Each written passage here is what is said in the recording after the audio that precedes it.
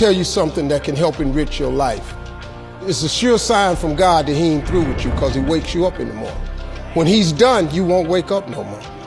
But as long as you're waking up, that means he has something for you that he hasn't been able to give to you for whatever the reason. I'm going to help you get to that reason a little bit quicker. I want to tell you something that I learned that changed my life. I was reading a book one time that had a quote in there from Albert Einstein. And Albert Einstein said, "Imagination is everything. It's the preview to life's coming attractions." If you think about that, that's a really, really true statement. Because everything you see in this world came from somebody's imagination. Everything. Somebody was talking on the phone one day, on that wall phone, connected to the cord, and tried to walk, and it didn't go no further. And he wanted to just go outside and get something out the car. Somebody said, "You know what? I wish I could take this phone outside." Everybody in here got a cell phone. It was in somebody's imagination. Somebody imagined that. Somebody imagined everything. Somebody got tired of walking. Somebody got tired of driving cars. Somebody said, "We're gonna fly." You're not finna fly. Everybody in here done been on a plane. See, your imagination is the evidence of things not seen.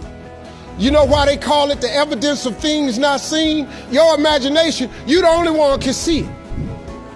You're the only one can see it. See, so all this stuff you've been imagining was not some hocus pocus. When you imagine stuff, it's actually God showing you a preview of a coming attraction he has for you. That's what your imagination is. Why do you keep imagining yourself with a second home?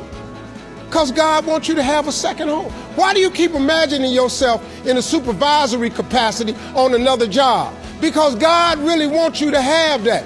Why you keep dreaming of opening a business one day? That's because that's what God really got for you. And he put it in your imagination. The problem with your imagination, though, is you tell it to the wrong people. If you want to kill a big dream, tell it to a small-minded person. You can't, oh man. Think about this in your life. How many times have you had this really incredible idea and you took it to your family and your friends? You shared it with them and they shot it down. You know why they shot it down? Because they couldn't see it. Because God didn't put it in their imagination. He put it in yours. It was your evidence of things not seen. See, all this stuff you've been imagining, you ought to start working on it. Because that's what God really got for you. Your real life is in your imagination. I'm here to tell you that.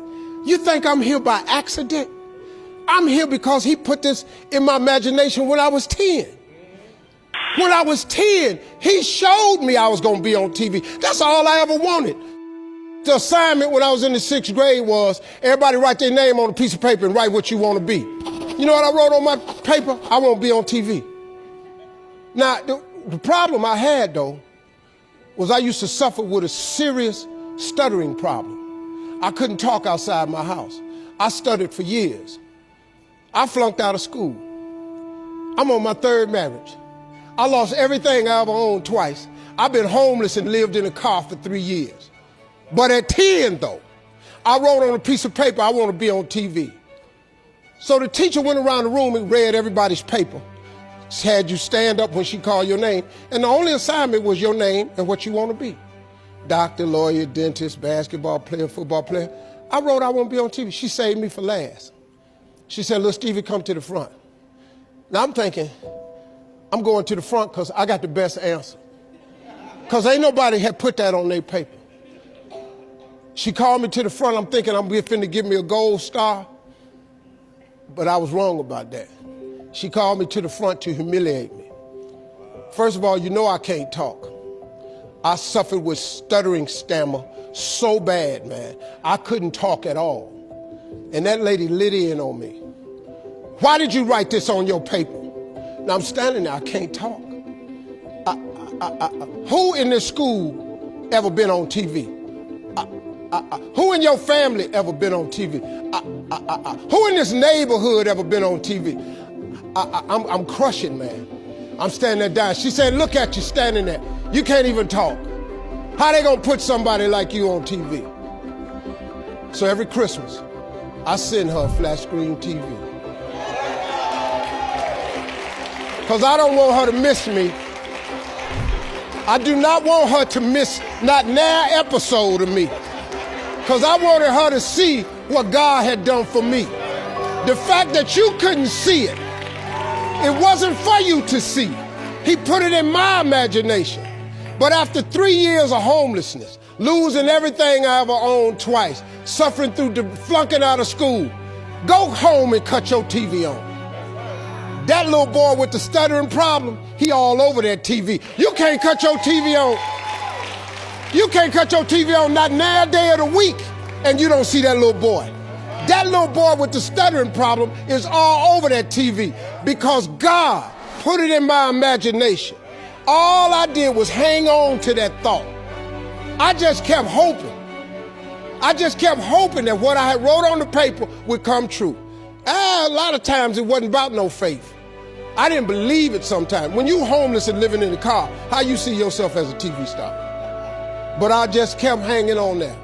Because my mama was a Sunday school teacher. I kept hearing her say, God,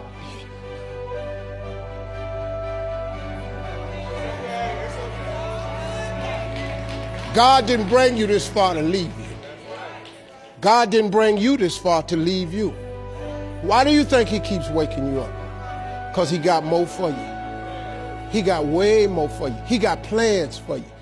But he needs your faith. He just needs you to call on him. He needs you to dust off your imagination and just go for it. You got to try. Quit waking up thinking you ain't got no say-so in your life. You have a choice in this matter. You can't stop what happened to you, but you can doggone sure do something about what happened to you. Life is 10% what happened to you, is 90% what you do about it. Somebody in your family gonna die. Somebody in here gonna get fired. Somebody here gonna get an eviction notice. Somebody gonna get laid off. Somebody company gonna close. That's life. Somebody you love gonna break up with you. That's life. But what you gonna do about it though? Since it's gonna happen anyway. Trust me, go home and ask God to open up your imagination and then pursue it with everything in you and watch what he do for you. Appreciate y'all.